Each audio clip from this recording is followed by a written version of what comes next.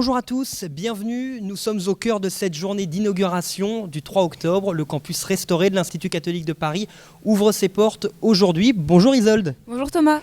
Bienvenue sur le plateau d'ICPTV. Nous allons ensemble pendant à peu près une vingtaine de minutes découvrir le temps de cette rentrée, de ce midi 14h où la vie étudiante se produit. On ira retrouver dans un instant Corentin qui est en duplex depuis le village des associations. On ira le voir et puis nous recevons un invité exceptionnel, Isolde. Oui, effectivement. On reçoit le nonce apostolique. Exactement, Monseigneur Ventura, bonjour. Bonjour à vous. Merci de nous faire l'honneur de votre présence. Vous étiez tout à l'heure à la messe de rentrée, à la messe solennelle que vous avez présidée. Tout s'est bien passé ? Très bien. D'abord, je voudrais vous remercier parce que vous permettez d'élargir le dialogue et la prière que nous avons fait à l'Église avec la communauté élargie, qui sont les amis, les familles, les étudiants qui regardent ce programme. Alors, tout s'est bien passé. J'étais, comme je l'ai dit à l'église, j'étais honoré et j'avais le plaisir de présider cette célébration qui est tout à fait c'est annuel, traditionnel, mais cette année extraordinaire. Extraordinaire pour les circonstances qui l'entourent, cette inauguration du nouveau campus qui est, je l'avais vu pendant les travaux, mais c'était un peu une confusion générale. On a parlé de, maintenant c'est toute beauté, l'entrée qui sortent sur rue Vaugirard, là, avec une lumière, disons, un portail très ouvert. Avant, c'était un portail fermé. On pouvait imaginer, mais là, on voit. C'est une porte ouverte pour ceux qui sortent, mais aussi pour ceux qui entrent. Mais il y a tout un symbolisme de valeurs qui peut s'attacher à cette... On parlera de l'architecture dans un tout petit instant, mais d'abord, Isolde a une première question pour vous. Effectivement. Alors, qu'est-ce qu'un nonce apostolique ?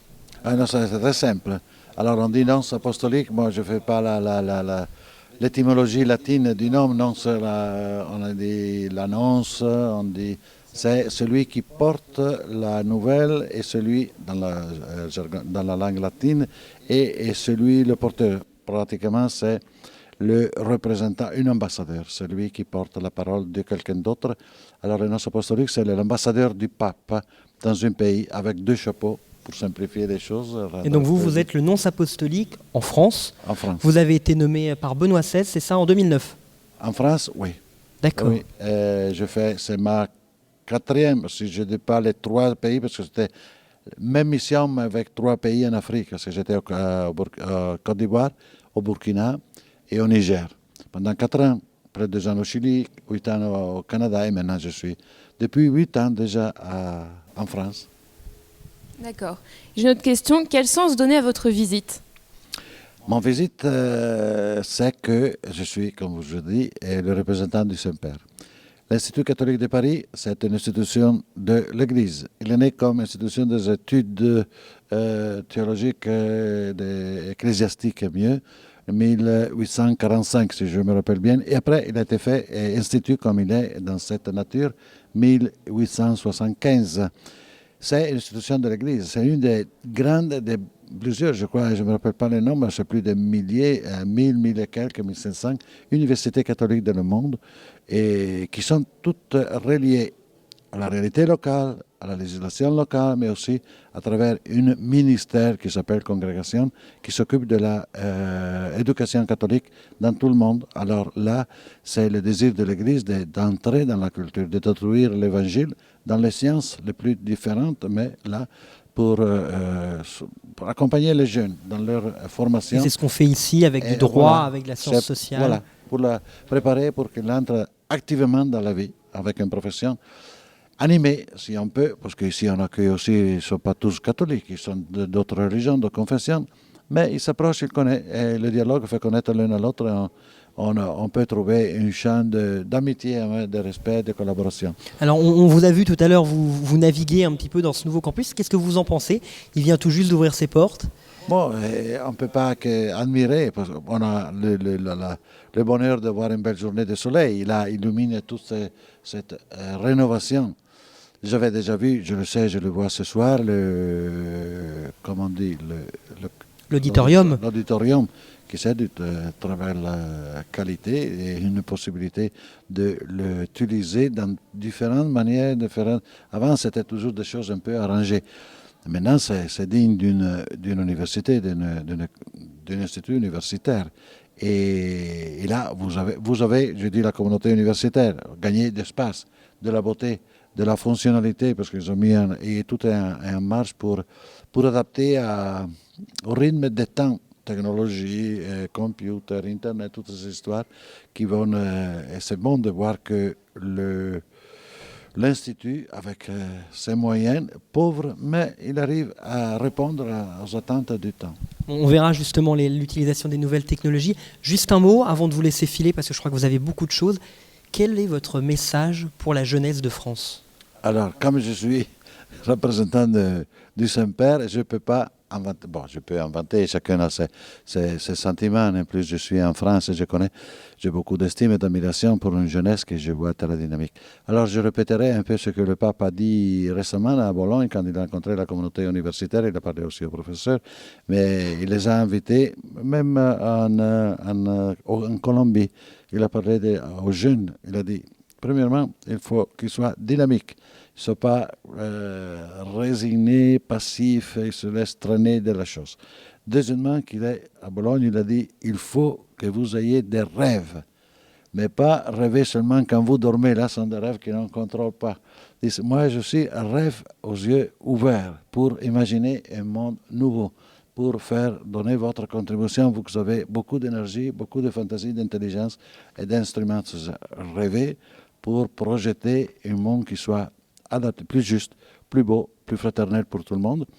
Troisièmement, les jeunes, c'est l'âge de l'amour, disons, de l'amour dans le sens plus beau du terme, alors qu'il vit l'amour dans le sens plus profond, et qu'il soit témoin d'un amour.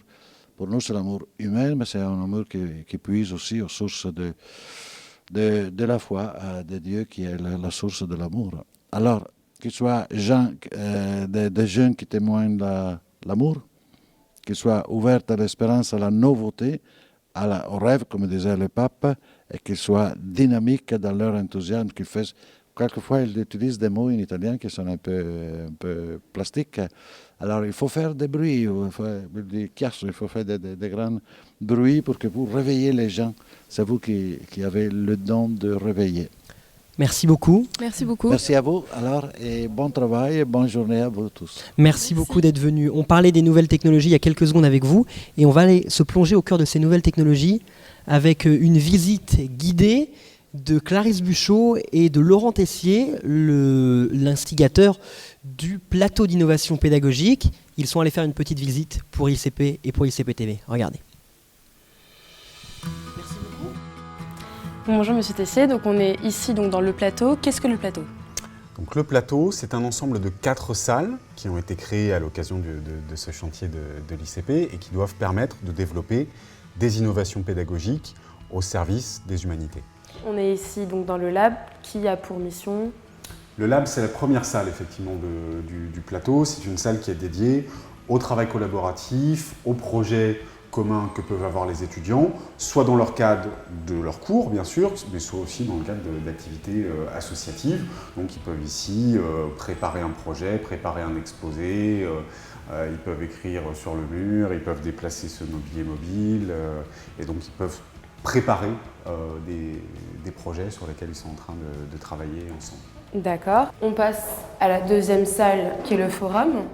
Les étudiants vont venir ici, dans cette salle du forum, pour présenter leurs projets à d'autres étudiants, débattre ensemble sur ces gradins, en utilisant ces écrans qui se font face, confronter des sources, confronter des questions avec d'autres étudiants ou avec leurs professeurs. Là, on a vu 2 salles qui étaient dédiées plutôt à la parole live, je dirais, la parole vivante, et ici on arrive dans 2 salles qui vont être plutôt sur la parole enregistrée, et on peut imaginer typiquement qu'un débat qui aurait été filmé à côté dans le forum par les étudiants puisse être monté ici dans ce studio de montage avec les ordinateurs et le logiciel qui le permettent, avec là aussi des murs qui sont inscriptibles, qui permettent de travailler, et donc que les étudiants soit dans une activité associative, par exemple comme ICPTV, soit dans le cadre d'un cours, pourront monter des images qu'ils auront tournées auparavant. Monter et ensuite ils pourront du coup les regarder. Exactement. Et donc une fois qu'on a monté quelque chose qu'on avait tourné, on va pouvoir venir ici pour le regarder dans de bonnes conditions et là aussi pouvoir arrêter les images, regarder, revenir en arrière, etc. Le plateau n'est pas ouvert qu'aux professeurs pour les cours, mais aussi aux associations étudiantes et aux étudiants seuls. Absolument, donc avec l'idée que là aussi c'est le projet de l'ICP d'avoir une construction de l'étudiant dans toutes les dimensions de sa personne, donc ça implique de suivre des enseignements, mais ça implique aussi d'avoir toute une palette d'autres activités pendant sa vie, qui peuvent être des activités étudiantes, qui peuvent être des activités, pourquoi pas, humanitaires, politiques, etc. Et que tout ça doit former un tout. Et pour nous, on essaye d'accompagner les étudiants dans la construction de ce projet de vie personnelle, professionnelle, qui inclut l'ensemble de ces dimensions. Merci beaucoup. Merci à vous.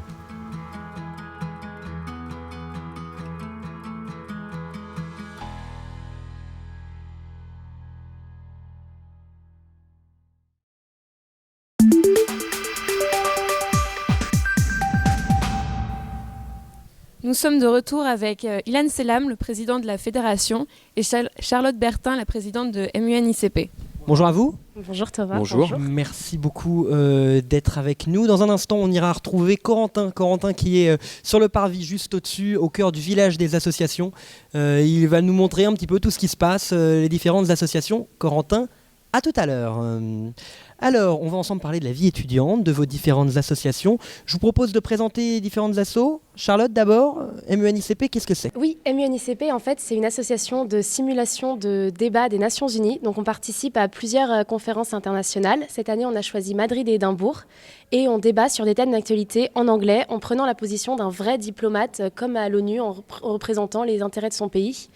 Et les débats se font bien évidemment en anglais, parce qu'il y a des étudiants du monde entier, c'est hyper international.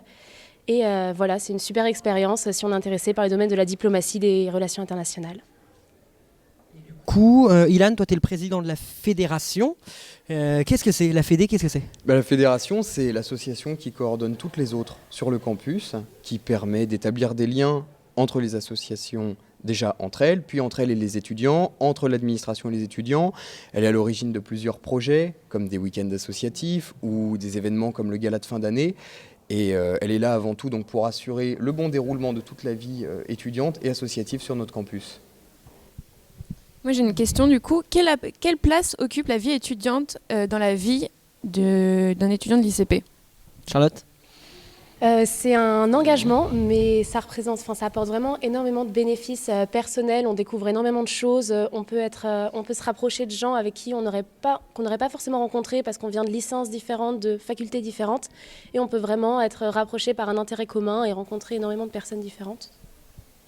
Ilan, qu'est-ce que tu as ajouté ? C'est la même chose en fait, c'est tout l'intérêt de l'engagement.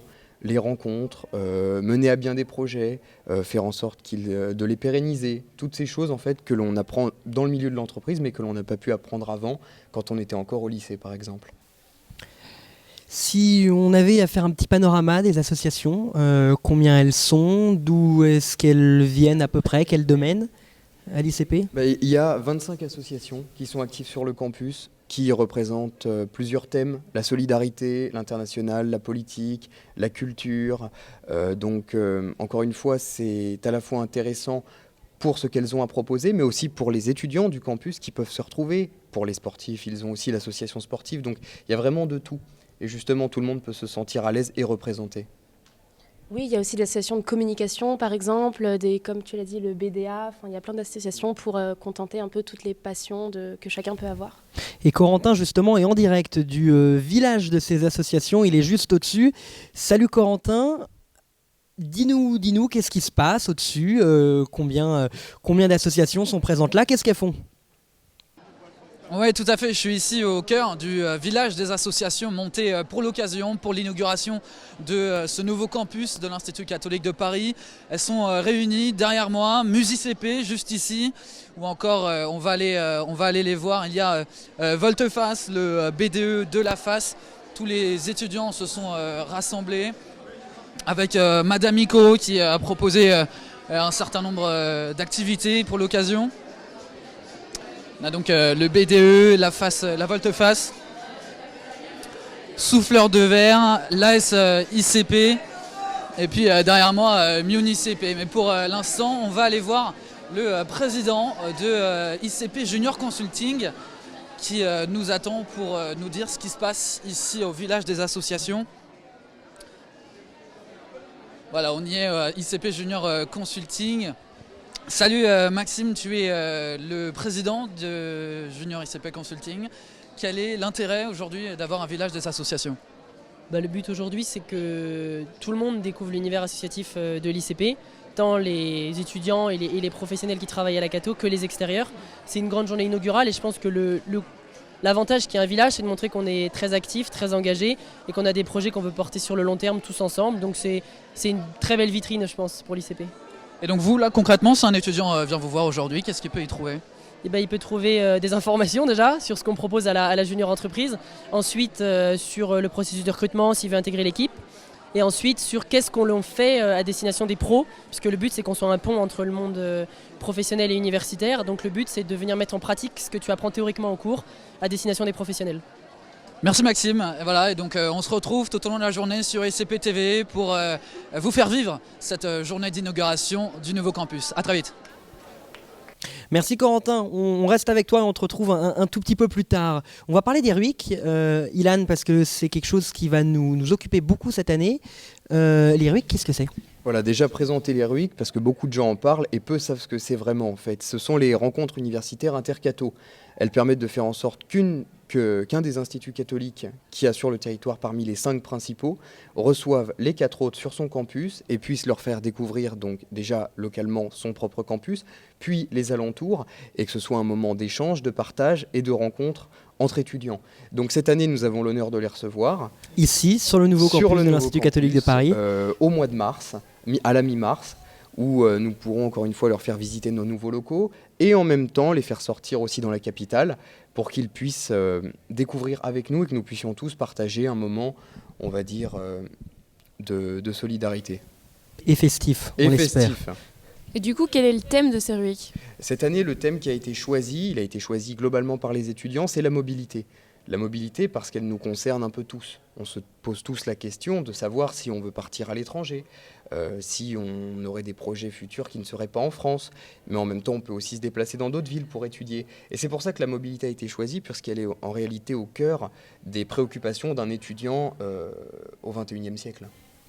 Et d'autres projets pour MUN-ICP cette année ? On a parlé des 2 voyages, est-ce qu'il y aura d'autres projets qui arrivent ? Oui, on organise aussi des mini-MUN qui sont des mini-simulations d'une journée. On pourra organiser aussi des conférences en partenariat avec 2 associations. Enfin, on a beaucoup de projets pour cette année aussi. On a beaucoup de projets et cette année, comme chaque année, la France et Paris accueillent le PIMOON et ce sont des événements qu'on regardera de près, bien sûr.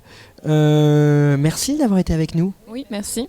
Merci beaucoup Ilan, merci Charlotte, merci Isolde. On va se retrouver un peu plus tard. On se retrouve à 15h45 à peu près, toujours en direct sur Facebook pour 2 tables rondes. La première, l'université au XXIe siècle, avec un président d'université française, le président de Paris 2 et le recteur d'une université à Beyrouth au Liban. Ils seront ici, là, sur ce plateau, à votre place. Et puis une deuxième table ronde sur le bien commun et la chaire bien commun de l'Institut catholique de Paris. On se retrouve à 15h45 et on se quitte avec des images du village des associations. À tout à l'heure.